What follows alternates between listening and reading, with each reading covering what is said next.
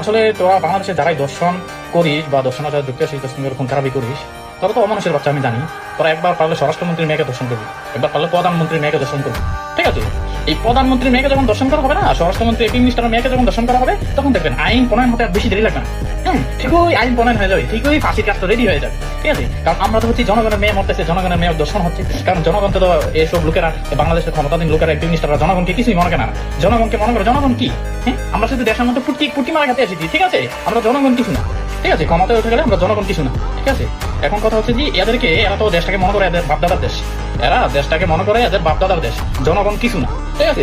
এই যে হামে মানুষ মরছে, এই যে রামিসান নামের মেয়েটা, ধরো মানে আমার বোনের মতো, আপনার বোনের মতো, মানে ভাই কি বলবো, দেখে চোখ মানে চলে আসলো। মানে এরা মানে কিভাবে পারে এই জন্তু জানোয়াররা এত এত শত নারী দর্শন হয়, এত এত শিশু দর্শন হয়, মেরে ফেলা হয়, কিন্তু আজ পর্যন্ত বাংলাদেশে জনসমাবেশে একটা বিচার কোনো কার্যক্রম করতে দেখেছেন? দেখেন নাই। কেন করে না? কারণ এই দলগুলো তো অধিকাংশই ধরেন, আর 80% ধরেন প্রতিটা ব্যবসা খুন খারাপি এসবের সাথে লিপ্ত।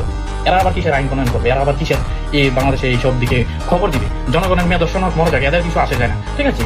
এরার কর্ম যেটা, ওই চুরিদারি দুর্নীতি চাঁদাবাজি এরা করে যাচ্ছে, কিন্তু দেশের এই আইন কানুন প্রণয়নের দিকে এদের কোনো খবর নেই। যাই হোক, আল্লাহ তালা এদেরকে হেদায়ত করো, নয়তো আল্লাহ তালা এমন কিছু করো যাতে এদের ওষুধে এগুলো আবার হয়, ঠিক আছে? যেমন আমি চাই, হ্যাঁ, স্বরাষ্ট্রমন্ত্রীর মেয়েকে দর্শন করা হোক, প্রধানমন্ত্রীর মেয়েকে দর্শন করা হোক, তাহলে দেখবেন আইন প্রণয়ন ঠিকঠাক হয়ে যাবে, ঠিক আছে? 1 ঘন্টা সময় লাগবে না, ঠিকঠাক আইন প্রণয়ন হয়ে যাবে, আসামিকে ঠিকঠাক সবকিছু ঠিক হয়ে যাবে, ঠিক আছে?